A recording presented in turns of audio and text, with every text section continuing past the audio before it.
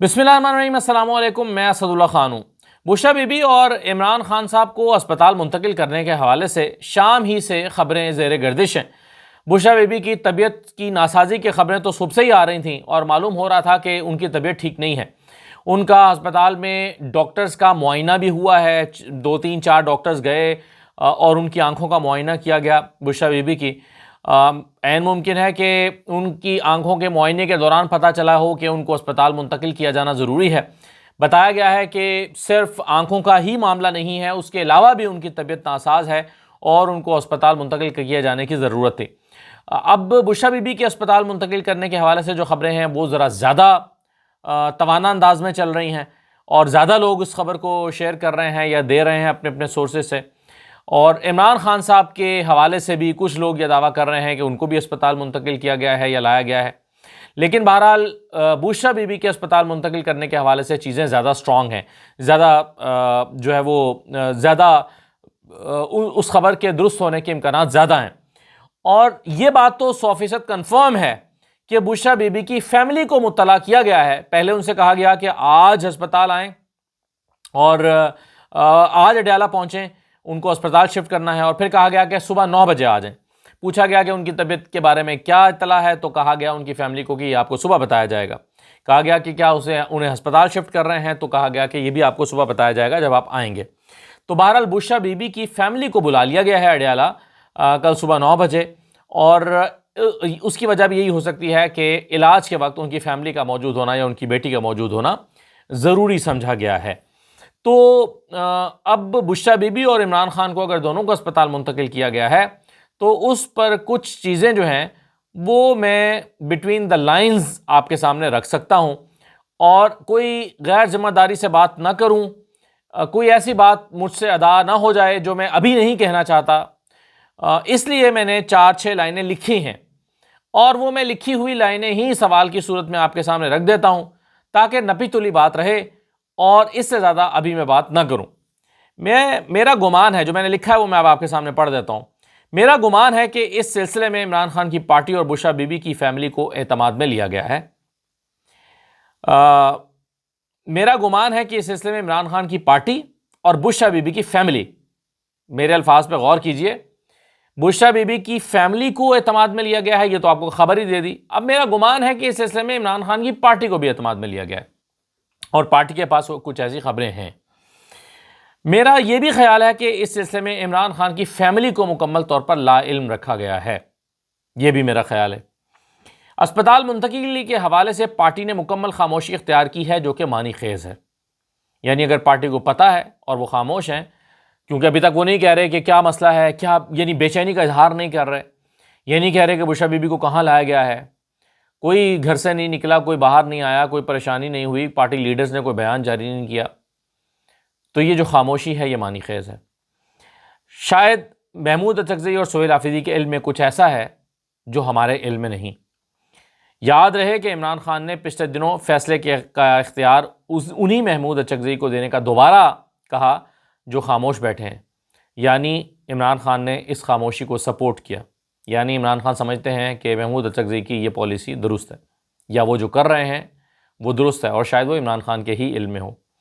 इमरान खान ने इस्लामाबाद मार्च से मना किया और सिर्फ केपी जलसा करने का कहा। क्या ये भी मानी खेज है? तो ये कुछ चीज़ें हैं, डॉट्स को कनेक्ट कीजिए अपनी मर्ज़ी का। आप फ़िलहाल जो आपके दिमाग में आता है वो कंक्लूजन ड्रॉ करने की कोशिश कीजिए। मैं इससे ज़्यादा फ़िलहाल नहीं कहूँगा। वक्त आएगा तो आपको याद ज़रूर करा दूँगा कि 16 तारीख की रात को मैंने एक व्लॉग में ये कहा था। आगे चलते हैं। इस्लामाबाद हाई कोर्ट ने इमरान खान और बुशरा बीबी के 190 मिलियन पाउंड केस में अपीलें जो हैं वो 22 अप्रैल को समाअत के लिए मुकर्रर कर दी हैं। ये इमरान खान का केस है 190 मिलियन पाउंड का, जिसमें इमरान खान के वकला चाहते थे कि सज़ा मुअत्तल हो जाए, सज़ा मुअत्तली की दरख्वास्त सुनी जाए। लेकिन जज साहब ने कहा कि हम क्यों सज़ा मुअत्तली की दरख्वास्त सुने आए, हम मेन अपीलें ही सुन लेते हैं। मेन अपीलें सुनने के लिए सलमान सदर साहब ने कहा था कि भाई उसके लिए तो मुझे अपने क्लाइंट से मिलना पड़ेगा। तो अदालत ने कहा कि ठीक है जाएं, आप 2 बजे आपकी मुलाकात हो जाएगी, आप जाएं और मिल आएँ। वो गए, उनके इमरान खान से तो मुलाकात करा दी गई लेकिन बुशरा बीबी से मुलाकात नहीं कराई गई। अब जो भी अगली मीटिंग, अगली तारीख होगी उसमें सलमान सफदर ये कहेंगे अदालत से कि देखिए मैं इस केस को आगे नहीं बढ़ा सकता क्योंकि मेरी इमरान खान से तो मुलाकात हो गई है, मगर मैं दोनों का वकील हूँ, मेरी बुशरा बीबी से मुलाकात नहीं हुई, मुझे बुशरा बीबी से भी मुलाकात की इजाज़त दी जाए। अब बुशरा बीबी से मुलाकात की इजाज़त देने के लिए फिर कोई तारीख़ मुकर्रर की जाएगी और फिर केस आगे बढ़ेगा। सलमान सरदार साहब को लगता है कि ये 1 साल से ज़्यादा वक्त लग सकता है इन मेन अपीलों का फ़ैसला आने में, इसलिए वो समझते हैं कि इमरान खान की और बुशरा बीबी दोनों की सेहत ऐसी है कि उनकी सज़ा को मुअत्तल होना चाहिए। ऑल्दो कि वो इन दोनों के लिए हेल्थ ग्राउंड्स पे केस नहीं लड़ रहे और कोई हेल्थ ग्राउंड पे दलाइल नहीं दे रहे, लेकिन फिर भी वो समझते हैं कि इमरान खान और बुशरा बीबी अपनी उम्र और हेल्थ की वजह से दोनों ये डिज़र्व करते हैं। ख़ास तौर पर बुशरा बीबी तो लाजमी करती हैं डिज़र्व, ख़ातून होने के नाते भी, कि उनको बेल दे दी जाए और जब मेन अपीलें सुनी जाएँ तो फिर फ़ैसला सामने आ जाएगा। तो बहरहाल अब 22 अप्रैल मुकर्रर हुई है। अगर इस्लामाबाद में कोई बड़ी एक्टिविटी ना हुई और डोनाल्ड ट्रंप के आने की जैसे कि इत्तलात हैं, उस पर मैं आगे जाके थोड़ी सी मज़ीद बात करता हूँ, तो ऐसी सूरत में फिर अगर अदालत खुली रही तो 22 तारीख को समाअत होगी। अगर उस दिन, क्योंकि कहा जा रहा है कि 19 से 22 के दिन जो है बड़े इंपॉर्टेंट हैं इस्लामाबाद में, इस हवाले से कोई टॉक्स हो सकती हैं, तो अगर ऐसा होता है तो फिर अदालत बंद हो जाएगी और ये तारीख़ फिर कोई और दोबारा देनी पड़ेगी।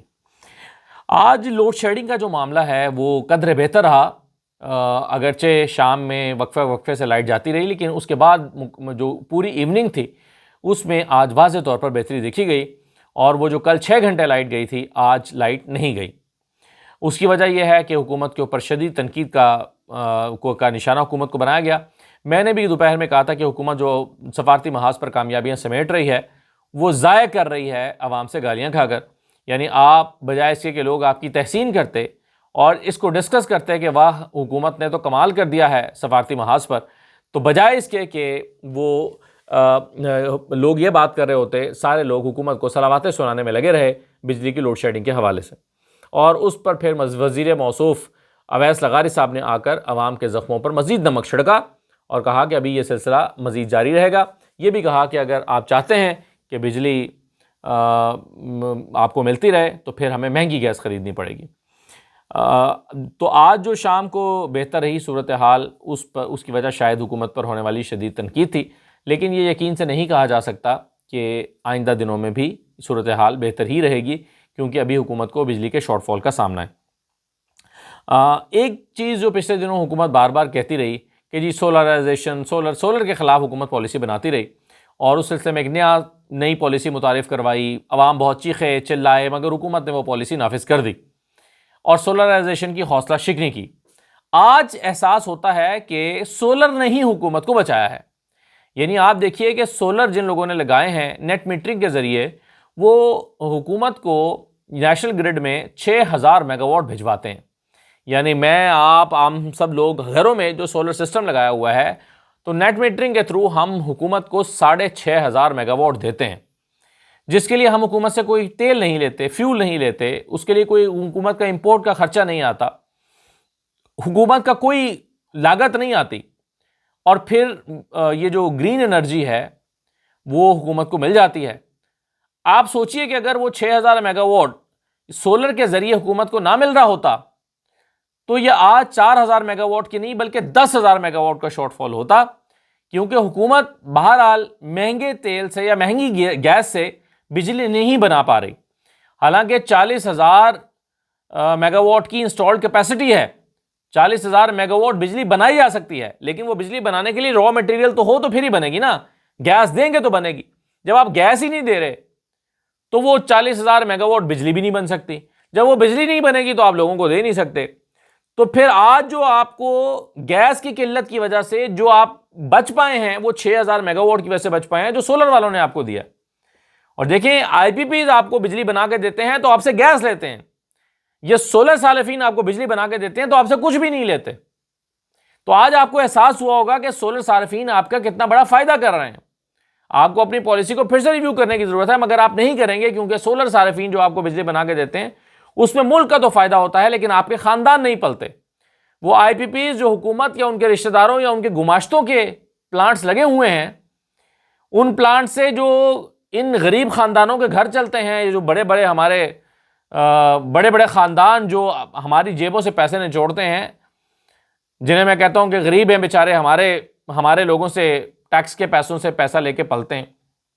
तो ये जो लोग हैं, ये चूंकि आपके ख़ानदान, उनके आगे से रिश्तेदार हैं सारे, तो इनका फ़ायदा नहीं होगा। इसलिए आप उस पॉलिसी को जो मुल्क के फ़ायदे में है उसको रिव्यू नहीं करेंगे, आप इसको ऐसे ही चलने देंगे। और देखिए सितम क्या है, जुल्म क्या है। जुल्म यह है कि आपके पास गैस नहीं है, आप आईपीपीज को गैस नहीं दे रहे, वो आपको उसकी वजह से बिजली बना के नहीं दे रहे, लेकिन पेमेंट आप पूरी करेंगे उनको, आप उनको पूरी पेमेंट करेंगे क्योंकि आपके उनसे कैपेसिटी पेमेंट्स के मुआहदे हैं। जितनी उनकी इंस्टॉल्ड कैपेसिटी है उतनी पेमेंट आपको उनसे करनी है, चाहे आप उनसे 1 मेगावाट भी ना लें। तो ये है जुल्म जो इस कौम के साथ किया गया है, और जिन लोगों ने किया है वो हमारे हुक्मरान बने बैठे हैं। तो इसलिए ये जो आज वजीर साहब ने फरमाया कि अगर हम लोड शेडिंग नहीं आप चाहते हैं कि हम लोड शेडिंग ना करें, तो इसके लिए हमें महंगी गैस खरीदनी पड़ेगी और बिजली 6 से 8 रुपए फी यूनिट महंगी हो जाएगी। यानी अब महंगी गैस खरीदने का जवाब पैदा किया जा रहा है। घंटों की लोड शेडिंग करके महंगी बिजली बेचने और महंगी बिजली बनाने और महंगी गैस खरीदने का जवाब पैदा किया जा रहा है, ताकि मैं और आप कहें कि ठीक है कोई बात नहीं, महंगी दे दो मगर दो तो सही। तो फिर ये लाएंगे महंगी गैस, उसमें से खांचे भी लगाएंगे, जेबें भी भरेंगे, और वो फिर लाके आपको बिजली बना के देंगे और कहेंगे देखें जी हमने तो कहा था कि ये जंग की वजह से महंगी गैस खरीदनी पड़ी है, बिजली महंगी करनी पड़ेगी। तो हर तरफ से पिसना आवाम नहीं है, इस मुल्क को इस नहज पर लाने वाली जो है वो, हाँ अवाम भी किसी हद तक हैं जो बार बार उन्हीं लोगों को हुकूमत में लाते रहे नारे लगा लगा के, लेकिन बहरहाल जो हुकूमतें हैं उनके गलत फैसले आज अवाम को तबाह बर्बाद करने में लगे हुए हैं। दूसरी तरफ आज दुनिया न्यूज़ ने यह खबर लगाई हुई है कि अमेरिका ईरान जंग के दौरान 1.5 महीने में पाकिस्तानी अवाम से 180 अरब रुपए की पेट्रोलियम लेवी वसूल की गई। यानी पेट्रोलियम लेवी आप छोड़ सकते थे या कम कर सकते थे, आपने जुल्म यह किया कि उधर आलमी मंडी में पेट्रोल महंगा होता रहा, इधर से आप लेवी भी बढ़ाते रहे, बाद में आगे आपने फिर कम भी की, लेकिन पहले बढ़ाई भी, और आपने बढ़ाने के बाद लोगों से वो टैक्स वसूल भी किया। तो आज पता चला है कि 1.5 महीने में पाकिस्तानी अवाम से 180 अरब रुपए की पेट्रोलियम लेवी वसूल की गई, 1.5 महीने में, जंग के दिनों में। और जुलाई से अप्रैल तक हुकूमत ने 1234 अरब रुपए यानी 1234 अरब की जो लेवी है वो वसूल की, जो पिछले साल के मुकाबले में 400 अरब ज्यादा है। तो आप सोचेंगे पिछले साल हुकूमत हमें जो पेट्रोल बेच रही थी उस पर जो पैसे कमा रही थी वो तकरीबन 800 अरब थे, और इस मरतबा उन्होंने पहले 9 महीने में 1234 अरब रुपए सिर्फ पेट्रोल से पर टैक्स लगाकर आवाम से कमाए हैं। तो आप सोचिए कि इस कौम को निचोड़ने का सिलसिला किस तरह से जारी है। मार्च में 52 अरब इजाफी वसूल किए गए, दरामदी पेट्रोल डीजल पर भी 598 अरब रुपए पीडीएल हासिल की गई। तो ये इस आवाम से हुकूमत का जितना प्यार है, शबाशी साहब रोज आके कहते हैं जी मुझे कहा गया पेट्रोल बढ़ाओ, मगर मैंने इनकार कर दिया, मगर मैंने नहीं बढ़ाया, मगर मैंने कहा नहीं मैं आवाम को फायदा पहुंचाऊंगा। तो ये फायदा पहुंचाया 180 अरब रुपए सिर्फ जंग के दिनों में इजाफी ले लिए हैं पेट्रोल में, सिर्फ जंग के दिनों में। और जुलाई से लेकर अब तक जितना जो टाइम गुजरा है, जुलाई से लेकर अब तक 1234 अरब रुपए की सिर्फ लेवी के मद में पैसे आवाम से वसूल किए।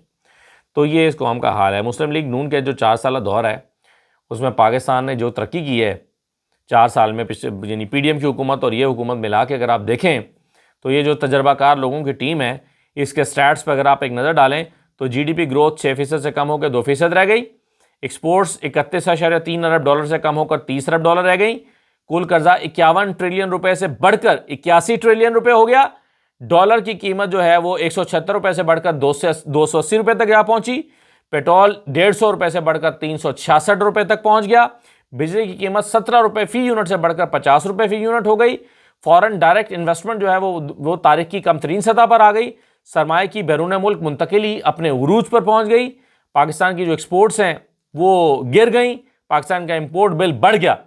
ये है तजर्बाकार लोगों की कहानी जो पिछले 4 साल में जो ये कहते हैं कि इमरान खान ने बड़ा तबाह कर दिया था, हमने आगे ठीक किया है। तो ठीक करने के फिगर्स जो आप हैं वो देख लें तो आपको अंदाज़ा हो जाएगा कि ठीक किया है या ख़राब किया है। अब आप आ जाइए एक और मामले पर, और वो है कि ईरान और अमेरिका के दरमियान मुज़ाकरात का जो दूसरा राउंड है वो पाकिस्तान में दोबारा होने का इम्कान है, क्योंकि बार बार ये कहा जा रहा है, आज वाइट हाउस के तर्जुमान ने भी कहा था कि पाकिस्तान ही वाहिद मीडिएटर है और पाकिस्तान ही को हम सालिस मानते हैं और पाकिस्तान में ही अगले मुज़ाकरात होंगे।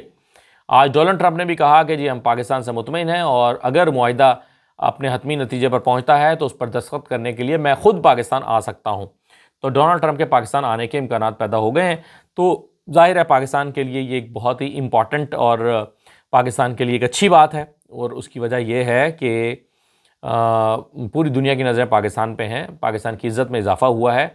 तो एक आलमी हालात कुछ इस किस्म के हुआ है कि पाकिस्तान को कुदरत ने यह मौका फ़राहम किया कि वो इससे फ़ायदा उठाए और पाकिस्तान ने इससे फ़ायदा उठाया भी।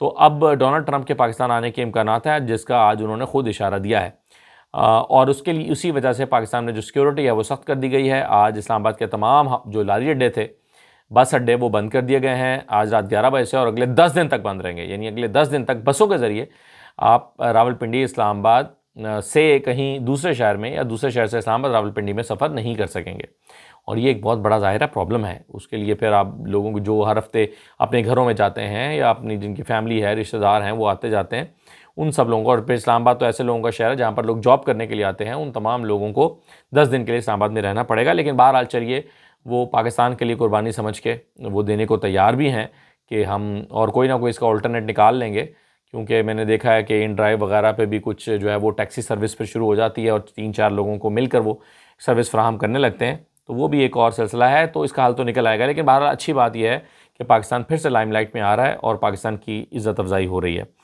तो ये जो आज हिदायत आई हैं 26 अप्रैल तक पब्लिक जो बस अड्डे हैं वो बंद रहेंगे, और 26 तारीख तक, अगर 26 से पहले मुज़ाकरात कामयाब हो जाते हैं या मुज़ाकरात होकर ख़त्म हो जाते हैं और जो वफूद हैं अपने अपने मुल्कों को लौट जाते हैं, तो शायद ये 26 से पहले भी दोबारा ओपन हो जाए। तो ये कुछ चीज़ें हैं जी। आखिरी बात मैं करना चाहूँगा जमील फ़ारूकी साहब के हवाले से। हाँ, बल्कि उससे पहले एक इम्पॉर्टेंट बात यह है कि हमारे दोस्त जो हैं हसन अयूब साहब, उन्होंने न जाने क्यों कामरान ख़ान साहब पर एक हमला किया है, और कामरान ख़ान साहब जो उन्हीं के इदारे के चेयरमैन मुकर्रर हुए हैं, तो उनके बारे में उन्होंने एक तो कहा कि मुझे कि शायद कोई चेयरमैन वगैरह लगे हैं, यानी उन्होंने इस अंदाज़ में बात की, और फिर ये भी कहा कि ये वो बंदा है जिसने 3 मरतबा सैयद आसिम मुनीर को आर्मी चीफ ना लगने के हवाले से एक एजेंडे के तहत काम किया। अब हसन अयूब साहब अपने ही इदारे में आने वाले अपने ही कोलीग 8 बजे जो प्रोग्राम भी करते हैं, सीनियर हैं, और अपने ही इदारे के जो चेयरमैन मुकर्रर हुए हैं, उनके ख़िलाफ़ इतनी सख्त ज़बान क्यों इस्तेमाल कर रहे हैं, ये अब सोचने वाली बात है या इसके कोई बैकग्राउंड होगा। लेकिन बहरहाल उन्होंने क्या कहा है ये मैं आपको सुनवा देता हूँ, ज़रा सुन लीजिए। एक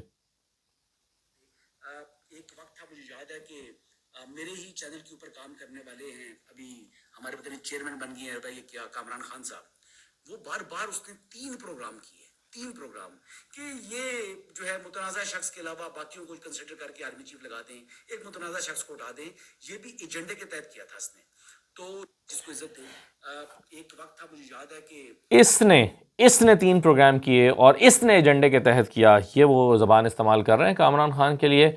और पता नहीं क्यों वो एक इस्टेब्लिशमेंट को एक याद दहानी करा रहे हैं कि भाई ये जो बंदा लगाया गया है, ये बंदा जो है ये तो सैयद आसिम मुनीर के ख़िलाफ़ था, और ये बात तो अपने ही इदारे के ख़िलाफ़ उनके जाती है। मुझे समझ नहीं आई कि वो ये बात क्यों कर रहे हैं इस मौके पर, कि जब वो अभी अपॉइंट हुए हैं उनके इदारे में। तो आपको अगर समझ आ रही है तो आप बता दें, मुझे तो समझ नहीं आ रही। जमील फ़ारूकी साहब के हवाले से मैंने जो पिछले व्लॉग में बात की थी, और मैंने आपसे कहा था कि एक स्टोरी जो है वो सामने जो आई है वो ये है, और दूसरी मैंने कहा था उनसे बात होगी तो पता चलेगा।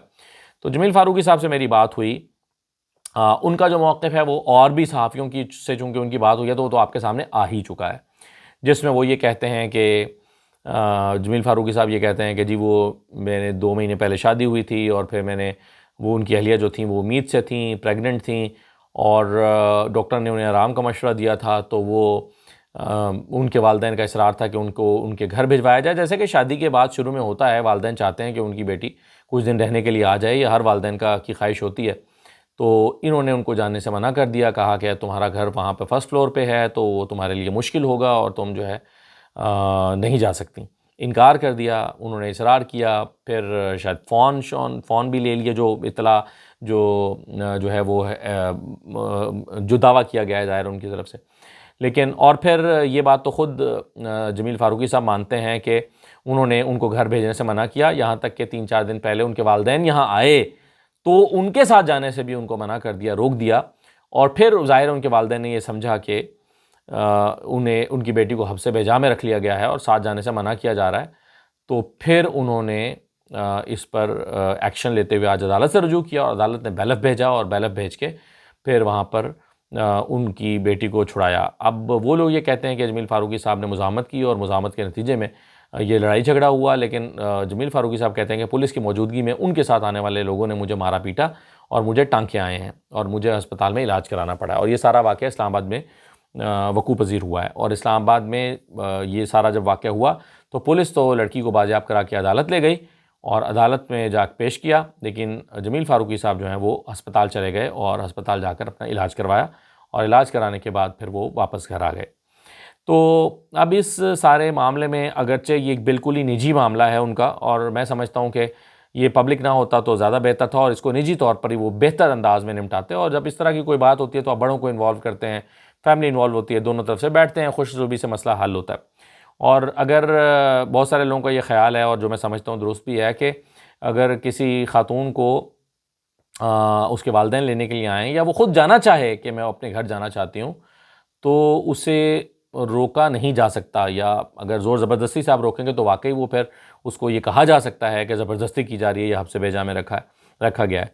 तो बहरहाल मेरा ये ख़्याल है कि इसको अब एक और हमारे दोस्त हैं नाज़िर बलोच साहब, वो कुछ और स्टोरीज़ लेकर आ रहे हैं। वो कह रहे हैं कि जी और भी इस तरह की स्टोरी वहाँ रहीम यार ख़ान की भी उनके पास है कि वहाँ पर भी एक लड़की के साथ ऐसा ही किया गया और वो चंद महीने पहले का वाक़या है। एनी हाउ इसमें जमील फ़ारूकी साहब चूँकि ख़ुद भी सहाफ़ी हैं और इस बात के एडवोकेट रहे हैं कि इंसाफ़ होना चाहिए, तो मैं समझता हूँ कि इसमें अगर अब चूँकि वो ख़ुद इस मामले को पब्लिक में लेकर आए हैं तो फिर इसमें किसी शफ़ाफ़ अंदाज़ में अदालत को ही बिल्कुल शफ़ाफ़ियत के साथ फ़ैसला करना चाहिए कि जमील फ़ारूकी के साथ जाती हुई है या उस बच्ची और उसके ख़ानदान के साथ जाती हुई है, ताकि मामला हक़ाइक़ के साथ हमारे सामने आए और ये इल्ज़ाम किसी पर ना लग रहा हो कि कोई जमील फ़ारूकी के साथ खड़ा हो रहा है या अपनी बरादरी को सपोर्ट कर रहा है। भाई बरादरी को सपोर्ट करना नहीं होता, हक़ के साथ खड़ा होना होता है। तो जमील फ़ारूकी अगर हक़ पे हैं तो ज़ाहिर है उनका साथ दिया जाएगा, और अगर जमील फ़ारूकी ने गलत किया है और उनकी जो अहलिया या उनका ख़ानदान है वो ठीक कह रहा है तो फिर उनके साथ इंसाफ़ होना चाहिए। तो इस मामले को इसी अंदाज़ में आगे बढ़ना चाहिए और ये बिल्कुल ये नहीं होना चाहिए कि जी ये फ़लाँ पार्टी का सपोर्टर है, था सहाफ़ी है, या फ़लाँ कैंप का सहाफ़ी है तो इसलिए उसको फ़ेवर मिल रही है, या उसलिए इस बुनियाद पर ना जमील फ़ारूकी की फ़ेवर होनी चाहिए ना उनकी मुखालफत होनी चाहिए। जमील फ़ारूकी साहब का जो एक्ट है उसको उसी एक्ट की तनाजुर में देखना चाहिए, ना कि इस तनाजुर में आप देखें कि वो किस पार्टी को सपोर्ट करने वाले जर्नलिस्ट थे या हैं। तो इस तनाजुर में नहीं देखना चाहिए। वो चाहे किसी भी पार्टी की तरफ झुकाव रखते हों या ना भी रखते हों, या उनका नुक्ता नज़र एक पार्टी से मैच करता हो, इससे कतई नज़र इस सारे मामले को बिल्कुल अलग अंदाज में देखना चाहिए, ना कि उसको इस तनाजुर में जिस तनाजुर में लोग देख रहे हैं और बहस कर रहे हैं। तो ये मेरी उस पर एक राय है। बहरहाल अल्लाह ताला सबके लिए आसानियाँ करे। इजाज़त दीजिए, अल्लाह हाफ़िज़।